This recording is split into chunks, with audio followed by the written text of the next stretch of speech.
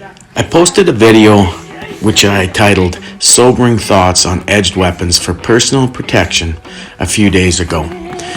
When I posted it, I said there will be a follow-up to this on why I train cultural knife fighting as well as knife combatives. Even though the knife is far from the best weapon for self-protection, it is a very important part of my self-protection skills. One of the reasons is that here in Canada, the handgun is not a realistic option. Our gun laws are so stringent that is a non-option for most law-abiding citizens. In fact, I will say all law-abiding citizens. I don't know of any private citizens who have any kind of concealed carry permit or anything like that here in Canada. So for me, the knife is a better option if I was going to carry something for self-protection. But more importantly, it is something that is a tool I carry for cutting things, to cut material, to open packages. It's just handy to have a knife around. So if I need an improvised tool for self-protection, I usually have a knife on me. The knife gives options on your use of force. And regardless of how you use the knife, it will be considered lethal force. So the knife, if you carry a cutting tool on you and you pull it out, you have to make sure it's in the worst case scenario where you are dealing with potentially lethal force. The knife is a very good tool in the hands of a trained practitioner.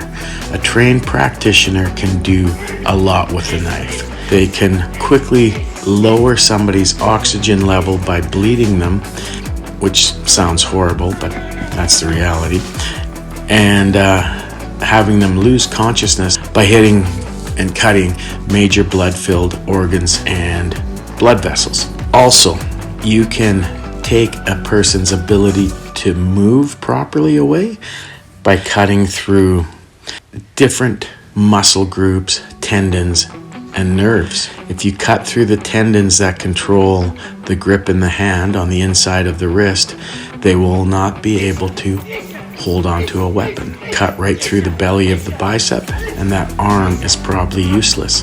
Cut through the hamstrings or the quadriceps, and people will have a hard time standing.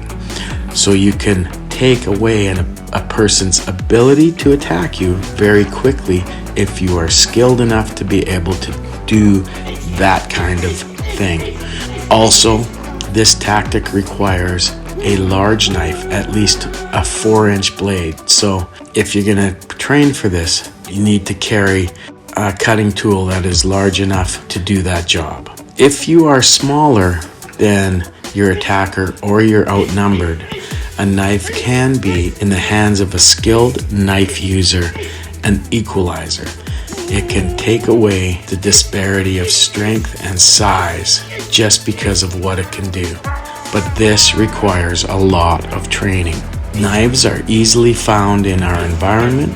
They are in every single house and kitchen in various forms. Also, you can adapt it to many other tools. The skills of knife fighting, especially a thrust-centric system, can be a screwdriver, a pencil, a pen, a flashlight, a pair of scissors, a TV remote. It can be so many different things. The list just goes on, but once you understand the movement and the training, you can apply it with so many different things. The other thing is that if you are skilled in disarming, you can acquire somebody else's knife in a fight. So if you know how to disarm, even if you don't, because people manage to disarm knife attackers, it's not a high percentage technique, but it happens in real time. So if you have knife fighting skills and you acquire a knife from a would-be attacker, you can use that to your advantage. You can use that against them or other attackers if there's multiples in the situation that you're in.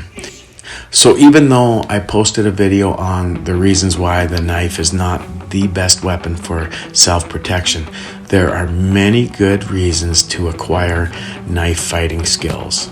Remember, these are just my opinions, and take them with a grain of salt.